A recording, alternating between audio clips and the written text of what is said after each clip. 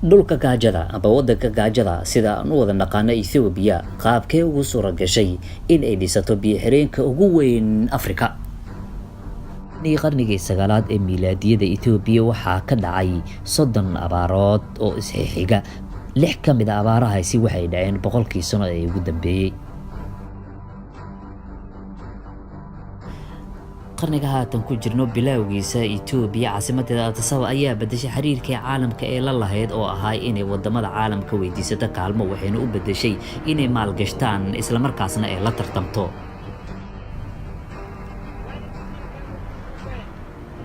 tobankii sano ee haatan la soo dhaafay Ethiopia waxay ka mid noqotay 5 wadan ee koritaanka badan dhanka dhaqaalaha marka laga reebo wadamada shidaalka lahi.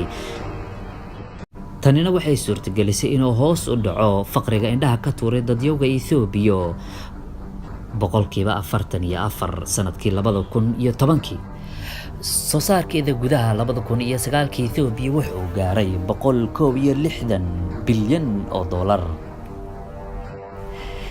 isla sanadkaasi waa 2009 Ethiopia waxay heshiis la soo saxiixatay shirkad laga leeyahay dalka Talyaaniga si ay u dhisto biyo-xireenka ugu weyn Afrika oo loogu magac daray Sadunahda, waxayna ku bixinaysaa qiimo dhan 4.8 bilyan oo dollarka Mareykanka ah. daawadayaal haddii aan isweydiino su'aasha ah sidee ugu suura gashay Ethiopia waqtigan aadka u yar inay gaarto horumarkaasi aadka u ballaaran.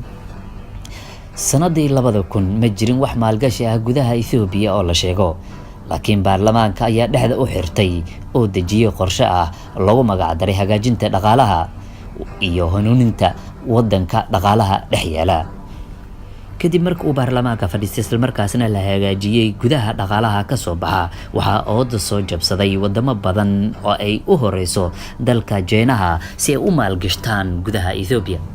isla markiiba Jeenaha waxa uu geliyay lacag dhan 12 bilyan oo dollar, wuxuuna inta badan ku bixiyay isa socodka gaadiidka iyo shirkadaha yaryar si uu ugu kaalmeeyo dadka soo kobcaya ee Ethiopia.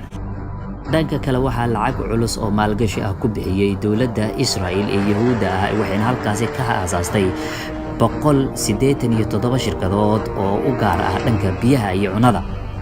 waxayna ka soo dhabsataa Israel sanad walba dalka Ethiopia 46 milyan oo dollarka, waxayna sidaas oo kale iidan u dhoofisaa lacag ka yar intaas.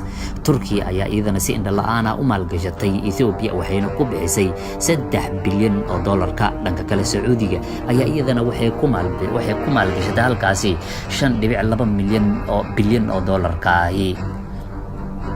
dhanka kale dowladda Morocco ee Carabta iyadana waxay ku bixisay 4 bilyan mashruuca dhisida shirkadda ugu weyn ee shamiitada ee Afrika.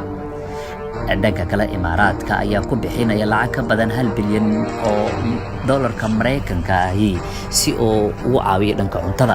dhanka kale Qatar iyadana halkaasi kama marna waxay ku bixisay sanad walba 500 oo milyan oo dollarka Mareykanka ah. Mareykanka iyo Canada marka la isku daro 500 milyan kaliya ayay ku darsadeen halkaasi, laakiin wadamada Yurub waxba ma ku darsanin Ethiopia.